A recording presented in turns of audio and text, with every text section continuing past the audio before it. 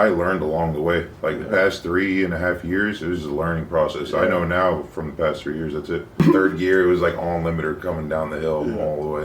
I just need more grip. The thing is just like I can't find it out of the car. Drip and Drift. I am Nick, your host, and this is the Drip and Drift podcast. Today we have Rob Lopez, aka Skid Row, in the building. Thanks for coming, bro. No problem. So, anything new with the cars? Anything going on recently? A lot more dents in it since last event. Yeah? Yeah. The thing took a beating. I was out there with buddy Zach and Marvin, but Zach was he was all over my car last event, man, and it shows. Yeah. Took a big hit from Byron. Yeah. Not too bad, but it's He was chasing? Yeah, he was chasing. Yeah, somebody knocked over the barriers, and I like slowed down a little bit. Still hit him, but he came in and put a little dent on it. Dang. But it's good to go for tomorrow? It's good to go. Just swapped the diff in it, so nice. A little bit more wheel speed and be nice. Yeah. But have you got an E36 and an E46, right? Yeah. Have you always been into BMWs or? No, that was it just sort of happened. Yeah. I was looking for my first drift car. I've always been in drifting. I played Forza always, and but never had one. And finally, I got a job that I was able to afford drifting. And I went looking for a car, and the cheapest one that I found was an automatic E46 4-door. Manual swapped it that week. Bought a parts car, did everything to it, and took her out drifting. So, True. How long? When was that? It was about 3 years ago. Okay. Yeah. Dang. So you were already working on cars and stuff before to be able to do a transmission swap and stuff? No? I mean, I'd done stuff before, but like minor stuff on like Hondas whenever I was younger, but then I got rid of it and I got into a big truck. I got into a Silverado and never really touched cars again until I moved into my house and was able to have my own space, you know? True. And that's what it was. But dude, I learned along the way. Like the past 3.5 years, it was a learning process. I know now from the past 3 years, that's it. Yeah. Yeah. Like last pod I was talking to Dustin and I was saying I'm not a mechanic, but like it is like I have learned so much because I have to do it on my own car that now I am quite wiser at doing stuff with cars for sure because of drifting. Absolutely. Yeah, most things you just can't afford to pay somebody else, so you kind of got to learn to do it yourself, you know? Exactly. Yeah. And it kind of is fun because I used to, as a kid, be into Legos or like building stuff like that, and this kind of is that type of thing, grown up version. You know? So, what about so E36, E46? I guess E36 first. What has gone into that? What's the build? What do you got going on? The E36, it was never supposed to be what it is now. The E46 was supposed to be the car that turned into what the E36 is now. So that just sort of happened. It was just ready to go. All the joints were heimed and stuff, and so that's pretty much what it is. It's just got all the joints are heimed. Everything's solid under the car. It's got a cage, bone stock M52 now because I blew the other one up on the dyno that David was tuning. True. And what's the M52 from? It's 98. Is it the M3? No. It's just like a 98 E36 328. True. Okay. Yeah. So that thing it blew up on the dyno, and now it's just got a bone stock M52 in it with like 80. Well, it had 80,000 miles on it. Don't know what it's got now, but. Yeah, that's it. Really, I mean. And a big old, you took the turbo off, or it's still got? No, it's still got that big old turbo.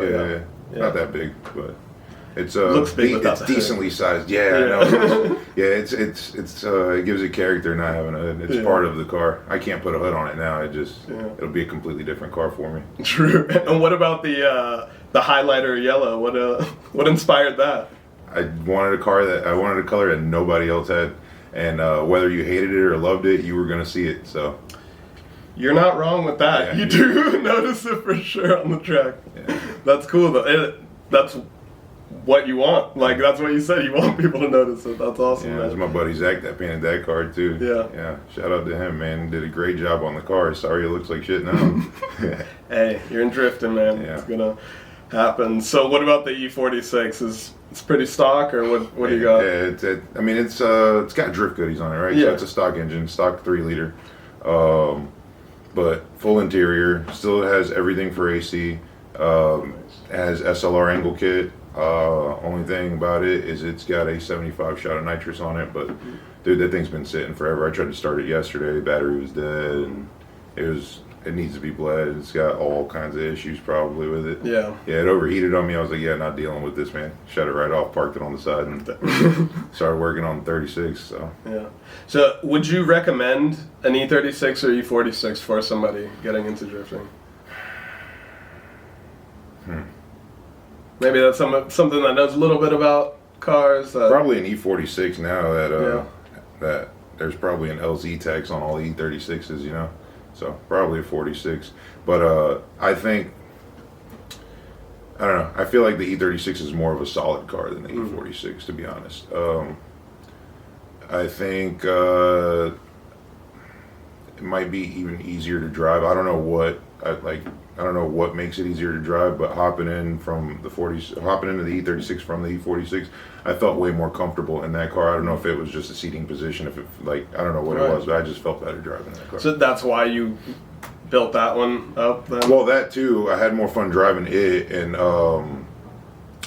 just like I said, everything was already done to it when I bought the car. When I bought it, it already had SLR, it had a hydro in it, it had everything was solid on the car. So I just took that car and I was like, well, I'll go ahead and finish it up, you know, and do what I got to do, because it was going to take way more work on the 46 to get to the point that the 36 was already at. Makes sense. Yeah. Dang. Well, you're into bikes as well. You got what is it? What is that bike? You got a Harley? It's a Road Glide. Road Glide. Yeah, it's a Road Glide. True. Have you always been into more the cruiser style stuff? Well, I'm too big to fit on a crotch rocker. Yeah. Man. I'm way too Hey, big. I know some big boys that like their crotch rockets too. Man, I'm way too big. I can't, I tried to hop on my buddy's bike before, and I just can't, the way that you have to lean your leg back, and so you can shift the gear, I can't do it. My leg won't do it that way. I've had both, and I just felt more comfortable on the sport with my legs back. With them in front of me like that, it felt weird to me. I guess because I had learned on a sport bike and then got a cruiser, but yeah, I'm way more comfortable on the Harley, man. Way more comfortable on it. I could ride that thing forever. Yeah, you know? Yeah, it's made for comfort. I feel like I'm doing a push-up on a sport bike. That position is way more leaned over. Do you have you done anything to that, or customize it or anything? Cosmetics. It's got 14-inch bars and exhaust on it. That's about it. Yeah. Just cruising. Do you hit up the bike weeks and stuff? No, I don't do that. No, I don't. You don't like the group cruising? Nope, don't do that. No. I like riding, man. I don't even like riding in groups. Yeah. Because they tend to stop every 30 minutes and chill for an hour or two. You know, I want to ride. If I'm on a bike, I want to just ride. I feel that for sure. For sure, man. So what you said, it was 3 years ago that you started drifting. What made you get into it? What got you? It just sort of happened. I mean, like I said, I played Forza before. Yeah. I was always into drifting on Forza. And then one day I just, you know what, man? I think I'm going to get me one. So Zach had a drift car way before, right? And I always saw his videos or whatever. And then this other dude that I knew, he also was in drifting. And I was like, well, you know what, man? I think I want to get me one. I have nothing else better to do, so I got into it, and it was, I don't know, I guess it was a good decision, also a poor financial decision. Yeah. So we have fun while we're doing it. And life's about experiences. Yeah, man. I know. It just costs so much money, and it's just getting more and more expensive every year. Yeah. Yeah, you're not wrong. Gas, tires, cars. But we just got to make more every year then. Yeah.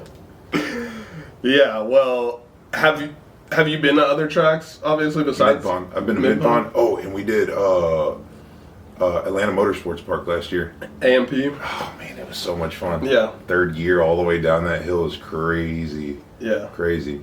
I put a 315 diff in the car for that event. I think I should have just left the 290, whatever it was that came in the car. Yeah. Yeah, I was running out of gear coming down that hill. Probably needed that extra little bit. Yeah. Yeah, just not enough to shift to shift in the fourth or something. Oh no, there's no way. No. Okay. But third gear, it was like all limiter coming down the hill all the way. It's like massive flat spots in the tires from not what is it called, walking the dog. Yeah. Yeah. Dang. It's so much fun though. That was probably the most fun. It's either that or Mid-Pond. I mean, I've only driven OSW in there. Oh, and we did OKC too. I did but that was short. You were part of the Battle Royale? Or one of the other... The Monster comp. Oh, the Monster comp? Yeah, I did really good throughout the practice session. Then I went out there, my first battle, and I just boofed on my lead run. Yeah. The nervousness just got to me. Yeah. Was that your first comp, though? I mean, I did King of OSW a couple of times, but also every time I get like to a comp, I just boof. I mean, I feel like I drive pretty decent, but then I get like pressured, you know? I feel like everyone's watching, and that's whenever I just... True. You know? Yeah, it happens. That happens to everybody, dude. That's not just you. And I guess definitely with more comps and more practice and stuff. Like you said, 3 years, dude. That's how long I've been drifting too, and I do consider you better than me for sure. Like maybe because you've gotten more seat time through that time. I think that could also be a thing as well. But yeah, dude, like I just feel like my progression's been very slow. So my buddy Marvin, he just finished his build recently. I think like a year ago, maybe a little bit less than a year ago. And dude, his progression is crazy. And I was like, dude, where was my progression at? Like, you know? I kind of feel that way. Definitely, there's dudes that he's out here shredding, man. He's like, it's crazy how much he's progressed in such a short amount of time. Yeah, like I said, the seat time, whether it's been on a sim before, which I've had it now for a year, so I was drifting before getting the sim, and that was a whole learning curve, like hopping onto this thing. So now that after a year I've gotten a lot better at it, I've learned things on here like left foot braking or proximity stuff that like I'm now transferring to real drifting. Yeah, that took me forever to get down. So I had to remind myself, because I'll tell myself before I go out there, I was like, all right, left foot brake, left foot brake, left foot brake. And then I get to the line and I take off and I completely forget what I just told myself. It happens every single time. So, but I've been wanting to get me one of those. I just haven't gotten around to it. Yeah, by real car parts, you know. Yeah, dude, that's what took me so long to get it. Like, it's always something with this thing, man. It's always something, man. And it took like 6 months too. Like I bought the wheel and pedals and everything, and then I was about to drop it on the actual PC, and that's when I hit the wall. So like I wasn't gonna buy a PC. I rebuilt the car, and then so it took like a whole nother time to get it. But you know, it's just like the car stuff. It's a progression and a build over time. Nothing never stops. That's what it is. It never stops. You're just throwing money into the pit, you know, or a fire, whichever you so choose. Yeah. Well, we're choosing it, so we're doing it. Yeah. We're living it. I mean, you'll be drifting tomorrow. I'll be drifting the next day. Like, we're still doing it, man. Yeah, so super excited about tomorrow. Are there any other events this year you got lined out? We're going back to Mid-Pond. Yeah. Yeah, we're going back to Mid-Pond in March. For their spring break thing? Yeah. Nice. Crazy event. Yeah? That's what Dustin was saying. Yeah. He jumped in the Dude, pond. your eyes were just like, Dude, he's wild, man. He is wild. Yeah, he jumped in the pond last year. It was a good time. It was a great time, man. That is the party event. Like, the track's got like 15 different like pavement roughnesses on there, but it's so much fun. I mean, that guy Kevin really knows how to throw an event. Yeah, all the guys over there. It's so much awesome. fun. Yeah. Dang. Is there any other tracks you want to go to, like besides AMP Mid-Pond? So my buddies keep telling me about this polecat. Polecat. And it's like iTrack. I've heard of iTrack. Yeah, so iTrack's doing this thing at Polecat, and they're doing one during I guess Mid-Pond spring break. Okay. I knew about it last minute. I tried to get set up for it last year, I guess, for their autumn bash or whatever it was. I couldn't get in. I do want to drive that track because they keep talking about it. I'd like to go up to what's that one in New Jersey? Englishtown, I think. Englishtown? Yeah, yes. Whatever it is that they do up there, I'd like to go up to that one. Other than that, man, I don't really know too much. I just want to get better, man. Yeah. I just want to get better before, I feel that. I want to be able to do a comp without, messing up. That's it. That's really what I'm trying. That's the goal, yeah. Dude, that's a goal. I get out here OSW, man. I'll shred all day, dude. But it's like I go to a comp, it's like first lap. Yeah. Yeah. What's even worse is that my car, like at Black Friday, car did great for like the first day. Did great. First half of the second day, did great. Went to do King of OSW, carrier bearing completely just ripped apart. Guibo did too. It was just like right there. Like I'm doing my practice runs and it just tore apart. Dang. So Do you have extra parts and stuff lined up, or do you? for events like that, Yeah. for events like Black Friday, the bigger ones, I'll try to have stuff like Mid Pond. I'll definitely try and bring stuff up there Yeah. with me. But most of the time, if I'm going to just like an after dark event at OSW, I won't take anything with me. I'm Yeah. like that, dude. If it breaks, I'm putting it on the trailer and going Yeah. home. You know, I'm not gonna bother with I it. gotta get better at, or not better at, but I gotta start collecting spare parts like that. So just in case when one breaks, because when stuff breaks, I have to now order it. Takes a couple weeks. The thing with the spare parts is that they always get used, man. I'm always breaking stuff. Like my axles, man. I'm always breaking axles in this thing. Yeah. Well, I mean, who? David. It was David. David said like you run mad low tire pressure. I just need more grip. The thing is just like I can't find it out of the car. So Yeah. it's like I've got 6K springs on the thing, and I run like massive amounts of toe in the bag, and then I run like 18 pounds of pressure on a 265 Kenda. Maybe that's the problem is the tire, but the tires last forever. That's why I keep Yeah. running them. Those tires, Yeah. those 300 treadwear Kendas, they last forever. They do. And That's they're a so lot. much more expensive, but dude, I can get like 3 days, like regular after dark events out of a set of tires. True. Yeah, That's pretty sick. yeah. Very And sick. your car roasts. Yeah, Roast tires. I Like, hot lap the crap thinking out of that, because mine doesn't. How much horsepower is the E36? I don't know. No, it blew. Like I said, it blew up on the dyno. But David said it should be somewhere around like 380. That's what it made before it blew up. Okay. So I'm Yeah. sure it makes that, if not a little bit more. Sure. Yeah, I'm around 300, so yeah. They roast. Dang, man. Well, anything you want to add? Anything you want to say before we close this up? Nah, man. No? I got nothing important, man. Just Yeah. yeah. No, dude. Well, I appreciate you coming by. If you like this, give a thumbs up, leave a comment. We'll catch you guys next time. Peace.